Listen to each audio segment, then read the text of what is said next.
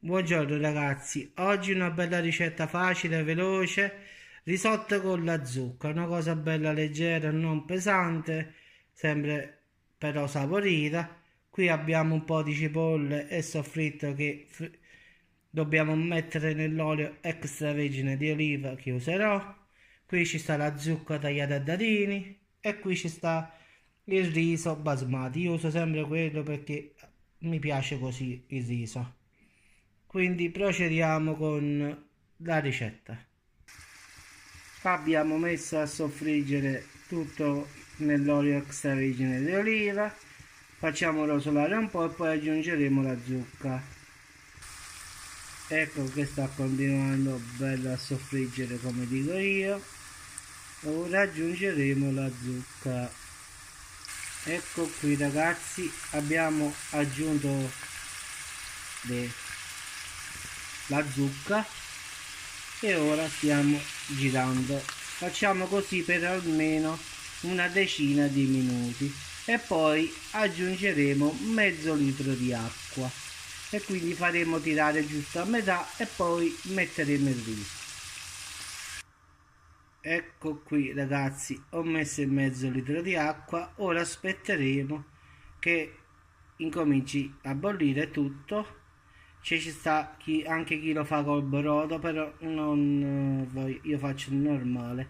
Ora lo farò bollire in quest'acqua con l'olio, col soffritto finché sarà a metà cottura. Poi metterò il riso e lascerò come sempre senza toccare, come io ho sempre detto sul riso basmati.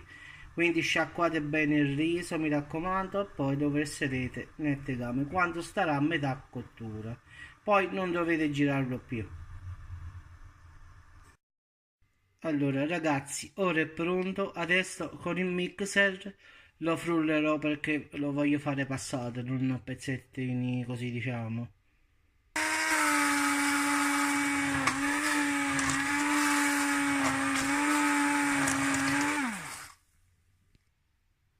Ecco qui ragazzi, l'ho frullato per bene. Adesso porterò di nuovo a ebollizione e metterò il riso.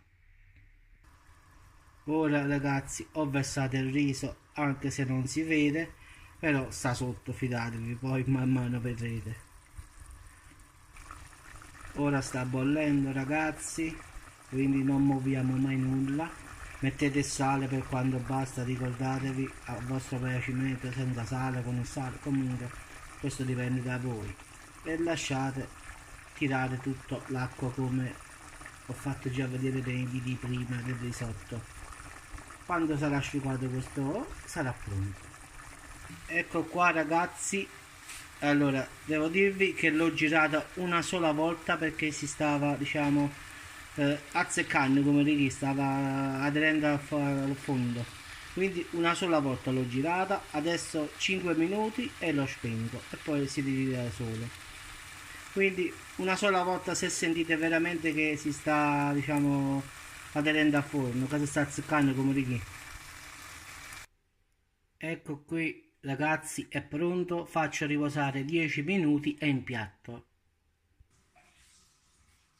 Ragazzi, ecco, è un piattato, bel riso, guardate, ancora bello caldo caldo, vediamo da tutti i lati, quindi perfettissimo. Quindi ragazzi, se permettete, a mangiare. Ciao a tutti.